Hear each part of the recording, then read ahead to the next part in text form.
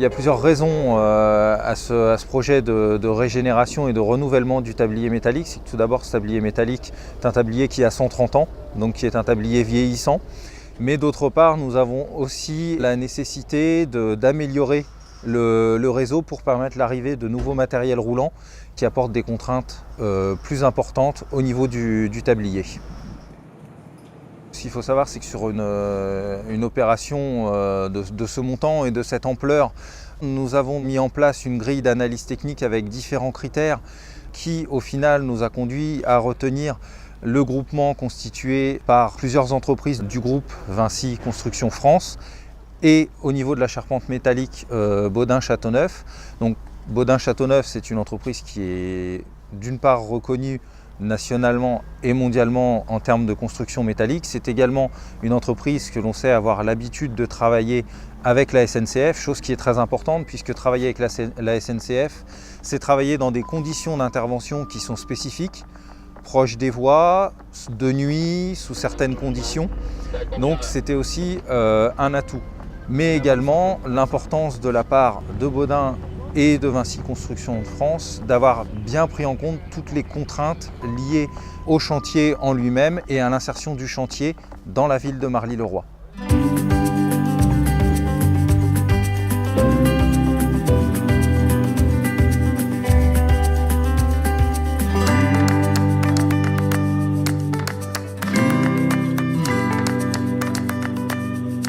La méthode qui a été choisie a été de construire un nouveau tablier à côté de l'ancien et pendant une étape courte, l'été 2018, de procéder à l'échange. Cette méthodologie qui a été conçue par la SNCF et auquel on répond nous techniquement a été mise en place et a été choisie afin de minimiser l'impact principalement sur le transport ferroviaire des usagers de la ligne L du Transilien. Les consignes ferroviaires sont très strictes, on les applique, on s'y colle. Le risque caténaire, le risque voie, le risque heurte des trains. Côté riverain, beaucoup d'écoute, beaucoup d'adaptation à leur rythme de vie. On est invasif, on est chez eux, on est au-dessus de chez eux. Tout ce travail d'écoute a permis d'en faire une synthèse et de mieux comprendre les enjeux et les contraintes de chacun. C'est un projet durant lequel on a été amené à faire valoir toute l'expertise de Baudin-Châteauneuf à tous les niveaux. On a dû reprendre le processus un peu habituel de la gestion de nos projets d'ouvrage d'art. Donc, on a été amené dans un premier temps à étudier les palets provisoires que nous avons dû mettre en place autour des piles et des culées. Ces ouvrages-là reprennent les charges des structures qu'elles devaient supporter, mais aussi toutes les contraintes organisationnelles. Il a fallu là se coordonner de manière très fine avec les services de la SNCF, avec les riverains, la mairie de Marly-le-Roi et notre mandataire Vinci Construction.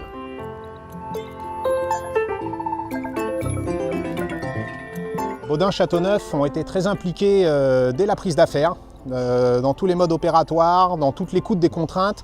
Ils ont pu s'adapter techniquement en faisant des prémontages, en réfléchissant déjà dès la phase de conception à l'usine. Tout ça dans l'objectif de minimiser les manutentions, les déplacements, toutes les phases dynamiques du chantier en interaction avec l'environnement. Le phasage de réalisation du tablier neuf dont nous avons la charge, il a été pensé autour de 3 phases de lancement, d'environ 80 mètres à chaque fois.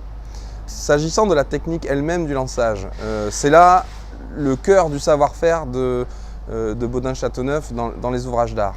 Plus récemment, c'est-à-dire à peu près depuis une dizaine d'années, nous avons pris l'habitude de lancer sur des patins de téflon qui supportent la charpente métallique qui est peinte. Et cette technique-là, aujourd'hui, est peut-être appliquée environ une dizaine de fois par an par nos équipes. Donc oui, là on est en plein dans le savoir-faire et c'est effectivement, à mon avis, une de nos forces sur ce projet.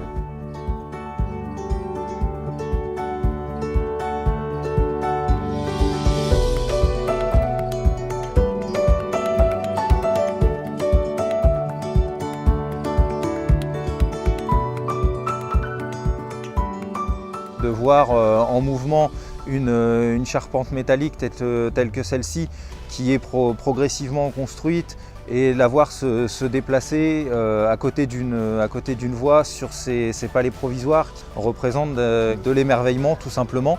Et c'est surtout ce qui m'a impressionné lors du premier lançage, il y avait un silence qui était assez impressionnant. À la limite, on avait l'impression qu'on se serait mis derrière et qu'on aurait poussé avec le doigt et que la charpente métallique se serait mise en mouvement. Je pense que la réussite d'un projet, c'est aussi la réussite d'une collaboration entre des hommes et des femmes de différentes entreprises. Au-delà des divergences et des différences entre nos métiers, on a pu chacun apporter son savoir-faire, mais toujours dans le respect de l'intégration des contraintes de l'autre. Et ça, forcément, c'est forcément un gage de réussite d'un projet.